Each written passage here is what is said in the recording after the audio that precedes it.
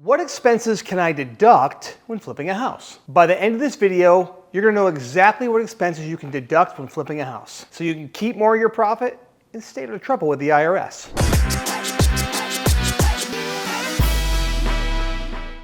Flipping houses can be profitable, but only if you know how to protect that profit when it comes to IRS tax time. Let's talk deductions. You know, a lot of new investors miss this. There are thousands of dollars worth of deductions that you can claim on a flip, but only if you're tracking the right things. After flipping over 1,200 homes, I've learned how to make the IRS work with you instead of against you. I'll show you what you can write off and how to do it right.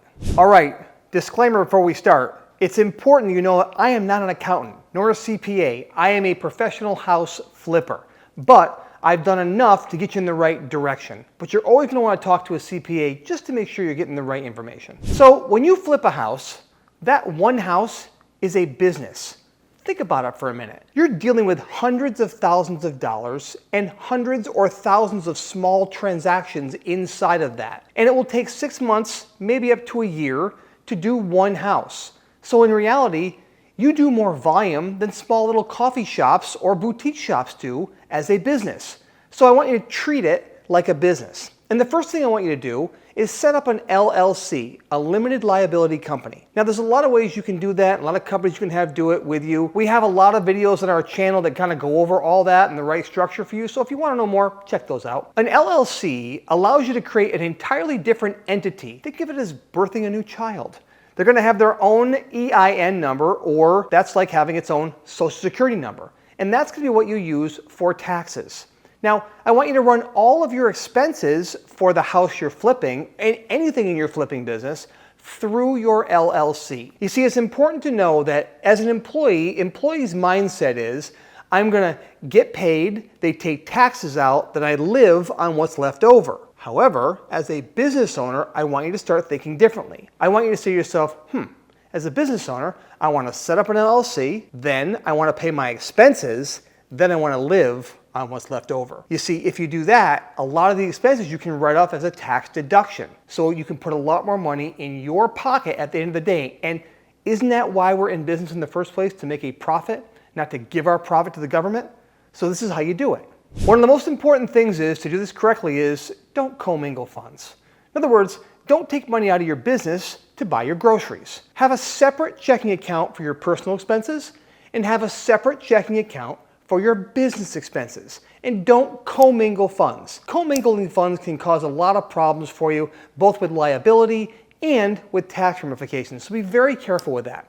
But set up a separate checking account. Again, it's a different entity, so treat it like a different entity. Yes, in the same house, yes, you're at the same desk or in the same car, and you're the same person. But believe it or not, that's a legal entity that you've created, so treat it as such. So it's important that you track everything. If you're a horrible tracker, hire a bookkeeper. If you have to have a box of receipts, how old school is that? But if you're not good at that, I understand. Throw them in separate boxes. This is for expenses on the business. This is for expenses on the flip that I'm doing, right? Whatever they might be, you can put all those receipts and let a bookkeeper organize them for you. But by all means, track all your records. When you're flipping a house, there's a lot of things that are a tax deduction on the house.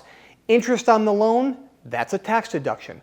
Any permits that you buy, that's a tax deduction. All the materials that you buy and all the labor you pay, well, that's a deduction against your income. You can also write off insurance, utilities, maintenance costs, and property taxes. Now there are business expenses, not flip expenses, but business expenses, remember you're running a business, that you might forget about, so listen to this. Any kind of marketing and direct mail you do, that's a write-off. You can track your mileage and travel cost.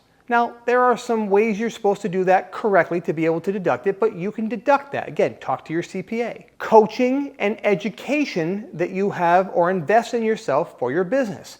Those can be tax deductions if structured correctly. Now, your home office. There's a way you can write off a portion of all of your home expenses if you have a home office that you dedicate for your business. In the simple nutshell is, if your office is 20% of your home, you can write off 20% of a lot of your home expenses that you're going to pay anyway. But now they can become a tax deduction. How beautiful is that? That includes things like your phone, your internet, maybe any software that you have. These are things you can write off that you're already paying for. And that CPA or the bookkeeper that you hired, well, they become an office expense as well. That's a tax deduction for you.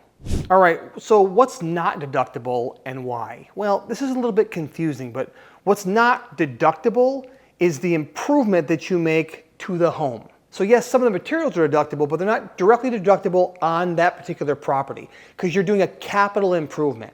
At the end of the day, you still only pay the income on what you put in the house, by what you paid for it, what you improved it for, and what you sold it for. That's the part you're paying tax on. Everything else becomes a tax deduction in there, but there can be some confusion around that. So again, it's not the same as a business write-off. There is a line, you have to understand that, and what line to put it on your tax returns. So you can't write off your kitchen cabinets as an expense, it's a capital improvement. It still is a deduction in the roundabout kind of way, but your accountant needs to know where to put it on the tax return. Documentation is everything. Keep all of your invoices from your contractors. Any bills that you had to pay, mark them paid. Already mentioned before, keeping receipts for things that you pay on the road. Any bills you have for your home office expense, make sure you keep those so you can back yourself up if you're ever audited or need to answer any questions.